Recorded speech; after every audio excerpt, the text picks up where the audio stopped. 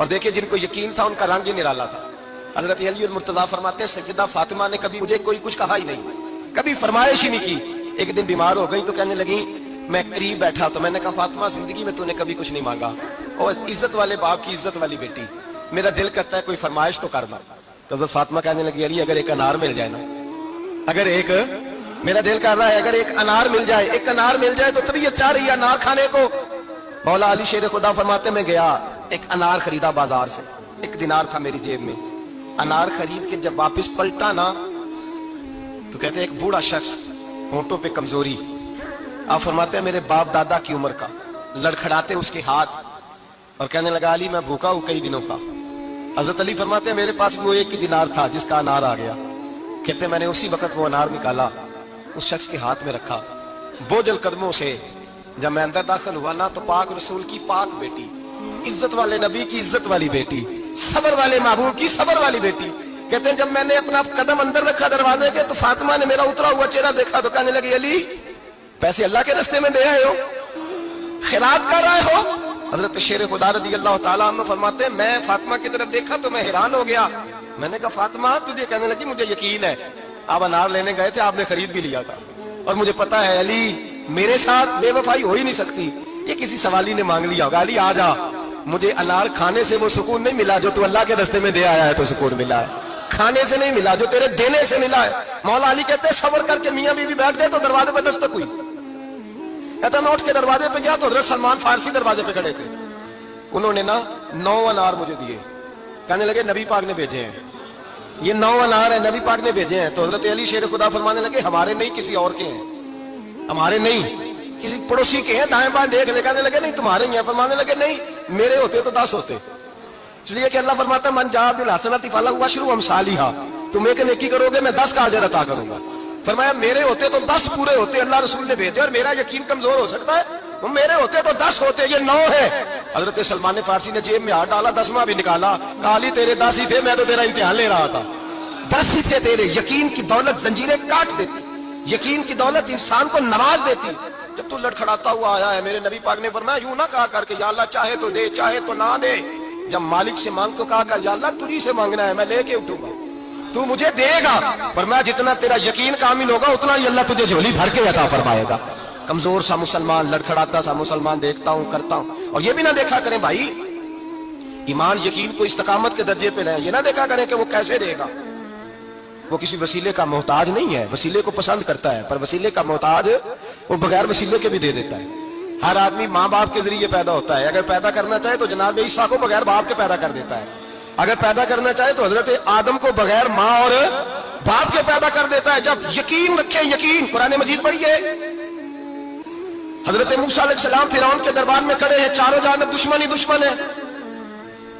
جادوگر آ گئے، انہوں نے سانپ چھوڑے، حضرت موسیٰ کے ہاتھ میں ڈنڈا تھا، حضرت موسیٰ کہتے ہیں یا اللہ کیا کروں، تو اللہ تعالیٰ نے فرمایا اپنا عصا پھینک دو، کہنا چاہیے تھا نا کہ یا اللہ ایک ہی تو شے، اتنے سانپ ہے بچانے کے لیے ڈنڈا ہے وہ پھینک دوں، ڈنڈا پھینکا جاتا ہے، سانپ کو دیکھ کر کے قابو کیا جاتا ہے۔ یہ میرا اور آپ کا ذوق ہے نا، لیکن انبیاء کرام کا انداز ملاحظہ کیجئے میرے عزیزو، اللہ فرماتے ہیں ڈنڈا، اے موسیٰ ڈال دے اپنا عصا، پہلے نہیں فرمایا کہ سانپ بن جائے گا، فرمایا بس تو ڈال دے۔ میں اور آپ ہوتے ہیں تو سانپ سامنے ہے، ڈنڈا ہاتھ میں ہے، ہم کہیں گے عجیب بات ہے، یہی تو دفاع کی چیز ہے، اسی کو ڈال دوں تو بچوں گا کیسے؟ کہا ڈال دو، تو حضرت موسیٰ نے ڈال دیا، کہا میرے رب کا حکم ہے تو میرے لیے بہتر ہی ہوگا۔ اللہ فرماتے ہیں جب موسیٰ نے ڈالا تو میں نے اس ڈنڈے کو، اس عصا کو اژدہا بنا دیا۔ اب کبھی عصا بھی اژدہا بنے، کبھی چھڑی بھی بہت بڑا اژدہا بنی ہے، لیکن قرآن کہتا ہے جناب موسیٰ نے ڈالا تو اللہ نے اژدہا، بلکہ اس سے پیچھے چلیے، عورتیں کمزور یقین کی ہوتی ہیں نا، جناب موسیٰ پیدا ہوئے تو اللہ فرماتے ہیں میں نے موسیٰ کی ماں کے دل میں بات ڈالی، ماں کے دل میں صندوق میں ڈال کے تو اس کو دریا میں بہا دے۔ اور بھائی صندوق میں کہہ سکتے ہیں نا آکسیجن کیسے جائے گی، اور دریا میں بچے بچنے کے لیے ڈالے جاتے ہیں کہ ڈوبنے کے لیے ڈالے جاتے ہیں؟ ماں کے دل میں یقین کمزور نہیں تھا ماں کا، انبیاء کے ماں باپ موحد ہوتے ہیں، دین کو ماننے والے، ماں کے دل میں اللہ نے بات، اللہ قرآن میں کہتے ہیں میں نے وحی کی، میں نے القاء کیا، میں نے بات ڈالی۔ حضرت موسیٰ کی ماں کہتی ہے میں نے ڈال کے نا سمندر میں بیٹا، میں نے سمندر میں بیٹا ڈال کے صندوق میں بند کر کے رب کے حوالے کیا۔ آپ فرماتے ہیں میرے مالک کا بھروسہ کیا تو پھر میرے مالک کا کام دیکھو، کمال دیکھو، میں نے دریا میں ڈالا، اللہ نے فرعون کے گھر میں میرے بیٹے کی پرورش کرا دی۔ یہ یقین کہ حضرت موسیٰ کے پاس قوم آئی، قرآن پڑھیے، کہا جناب پانی چاہیے، وَإِذِ اسْتَسْقَىٰ مُوسَىٰ لِقَوْمِهِ، موسیٰ نے اپنی قوم کے لیے پانی مانگا، ہم نے کہا فَانْفَجَرَتْ مِنْهُ اثْنَتَا عَشَرَةَ عَيْنًا، اپنا ڈنڈا پتھر پہ مارو، عقل والا آدمی ہوتا تو اڑ جاتا، کہتا یا اللہ پتھروں سے بھی کبھی پانی نکلا ہے، اضرب بعصاک الحجر، مارو پتھر پہ ڈنڈا، اللہ کے نبی نے منٹ نہیں لگایا، ٹھا کر کے ڈنڈا لگایا، فَانْفَجَرَتْ مِنْهُ اثْنَتَا عَشَرَةَ عَيْنًا، اللہ فرماتے ہیں جناب موسیٰ نے ایک عصا مارا، میں نے 12 چشمے جاری کر دیے۔ تو لے تو اللہ کرتا ہے، اللہ کہتا ہے پڑھ نماز روزی دوں گا، کہتا ہے سوچتا ہوں، اللہ فرماتا ہے آجا مسجد میں تیرا ہو جاؤں گا، کہتا ہے دیکھتا ہوں، رب فرماتا ہے تو میرے محبوب کی غلامی کر، میں تجھے محبوب بنا لوں گا، تو کہتا ہے تھوڑا بڑا ہو کے داڑھی رکھنی ہے، ابھی سیانا ہو کے میں ذرا سرٹیفکیٹ لے لوں اسرائیل سے کہ کتنے سالوں کے بعد آئیں گے، پھر شروع کروں گا، پروگرام بنا رہا ہے، ابھی تو ارادے میں ہے، اللہ کے پیغمبر کا ڈنڈا، اور اس سے زیادہ آگے بات ہو گئی، پیچھے فوج لگی ہوئی ہے فرعون کی، مجمع ہے، ہزاروں لاکھوں کا لشکر لے کے، تلواریں نیزے، فرعون پیچھے، آگے دریا آ گیا، حضرت موسیٰ علیہ السلام کھڑے ہیں، اب کدھر جائیں؟ اللہ پاک نے فرمایا مارو ڈنڈا، کہاں؟ پانی پہ ڈنڈا مارو۔ اب حضرت موسیٰ علیہ السلام پانی پہ ڈنڈا مارے تو پانی ابھرے گا، اس سے زیادہ کیا ہوگا؟ پہلے پتھر پہ ڈنڈا مروایا تو پانی نکلا، اب پانی پہ ڈنڈا مروایا، فَإِذْ فَرَقْنَا بِكُمُ الْبَحْرَ فَأَنْجَيْنَاكُمْ وَأَغْرَقْنَا آلَ فِرْعَوْنَ، اللہ فرماتے ہیں موسیٰ نے پانی پہ ڈنڈا مارا تو میں نے پانی میں رستے بنا دیے، ایک جگہ ڈنڈا مارا تو پانی نکل آیا، دوسری جگہ عصا مارا تو پانی خشک ہو گیا، 12 چشمے بن گئے، 12 رستے بن گئے دریا میں سے، حضرت موسیٰ علیہ السلام گزر گئے، اور اللہ فرماتے ہیں فرعون بھی آیا تو اسے میں نے غرق کر دیا، اور وہ کھڑا دیکھتا ہی رہ گیا کہ بنا کیا ہے۔ یہ تو بات ہے حضرت موسیٰ کی، میرے مصطفیٰ کے غلام حضرت سعد بن ابی وقاص قادسیہ کی جنگ کے لیے نکلے، رستے میں دریائے نیل آ گیا، حضرت سیدنا سعد بن ابی وقاص اب کہاں سفر طے کر کے آئے، کہتے ہیں پتہ ہی نہیں تھا کہ دریا آ جائے گا،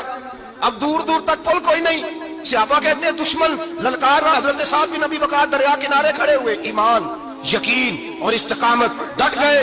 کہنے لگے او دریا اگر تو حضرت موسیٰ کی نافرمان قوم کو رستہ دے سکتا ہے، محمد عربی کے وفادار نوکر ہیں، ہم تو رسول اللہ کے ماننے والے ہیں، دشت تو دشت ہے، دریا بھی نہ چھوڑے ہم نے، بحر ظلمات میں دوڑا دیے گھوڑے ہم نے، پر میں چھوڑ رستہ۔ صحابہ کہتے ہیں اس وقت ہم نے نعرے لگائے جب دریا نے رستہ ہی چھوڑ دیا، کہتے ہیں پھر اللہ رسول پر ہم ذکر کرنے لگے، درود پڑھنے لگے، دریا سے رستے بن گئے، فرماتے ہیں 10,000 کا لشکر گزر گیا، اس پار جب گیا نا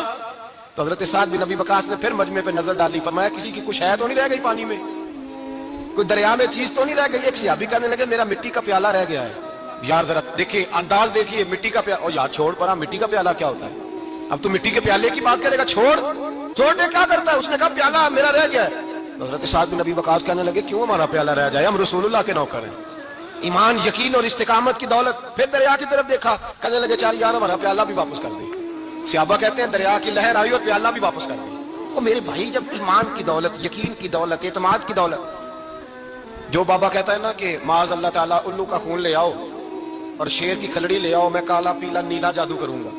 اس پر لوگ دوڑ کے جاتے ہیں، 50-60 ہزار روپیہ بھی دے آتے دوڑ کے، اور اگر کہا جائے کہ مسجد آؤ 4 رکعت نماز پڑھو، حاضری تو مسجد کی، تو کہتے ہیں معرفت والے ہیں، معرفت والے نماز ہی نہیں پڑھتے، وہ کون سی معرفت ہے؟ یہاں اللہ کی بارگاہ میں جھکنے کا، چونکہ یہ لیٹ ہے نا، یہ پتہ نہیں جنت میں جا کے ملے گا، کب ملے گا، معاذ اللہ، لوگ دنیا داری کے معاملے میں پس جاتے ہیں، حکمران نے وعدہ کر دیا ہے سڑکیں پکی ہو جائیں گی، خوشحالی ہو جائے گی، موجیں لگ جائیں گی، لوگ لائنوں میں کھڑے ہیں ووٹ دینے کے لیے، اور تیرے رب نے کہا ہے تو مجھ سے ڈر جا، میں تیری دنیا بھی اچھی کر دوں گا، آخرت بھی اچھی کر دوں گا، تو ادھر آ میری بارگاہ میں جھک۔ لوگ اعتماد اور یقین کو اوہام پرستی کا شکار ہیں، ہم لوگ وہم کا شکار ہیں، ہم لوگ بدشگونی ایسے ہو جائے گا ویسے ہو جائے گا، ہم ان چیزوں کا شکار۔ بھائی اعتماد کی دولت پیدا کریں، یقین اپنے اندر پیدا کریں، ایمان پیدا کریں، ڈٹ جائیں رب رسول کا نام لے کر۔ حضرت عمر کا زمانہ تھا، مصر فتح ہو گیا، حضرت عمر بن عاص گورنر بنے، رواج یہ تھا مصر کے اندر کہ ایک دریا چلتا تھا، دریائے نیل، اور سارے مصر کا انحصار اسی دریا پہ تھا، فصلوں کو پانی بھی لگتا اسی سے، جانور بھی اسی سے پانی پیتے، کھیتیاں بھی اسی سے سیراب ہوتی۔ سال کے بعد وہ دریا خشک ہو جاتا، سال کے بعد وہ دریا خشک ہوتا، اور جب خشک ہوتا نا تو ایک کنواری لڑکی قتل کر کے دریا میں ڈالتے، پھر وہ دریا چلتا۔ آج بھی بہت ساری جگہوں پہ اوہام پرستی ہے، کہتے ہیں ہمارے آستانے کا طریقہ ہے، میں نے کہا آستانے کا اس آستانے کا طریقہ ہوتا ہے جس آستانے کا تعلق در مصطفیٰ سے ہوتا ہے، باقی کسی آستانے کا اپنا کوئی ذاتی طریقہ نہیں، طریقہ وہ جو میرے نبی پاک کا طریقہ ہے، اس سے ہٹ کر کون سا طریقہ ہے؟ ہمارے آستانے کا طریقہ ہے، ہماری یہ رسم ہے، ہمارا یہ رواج ہے، اٹھا کے بھاگ جاؤ رسم و رواج، ہمارے رسم و رواج رسول اللہ کی سنت کے پابند ہیں. سارے بولیے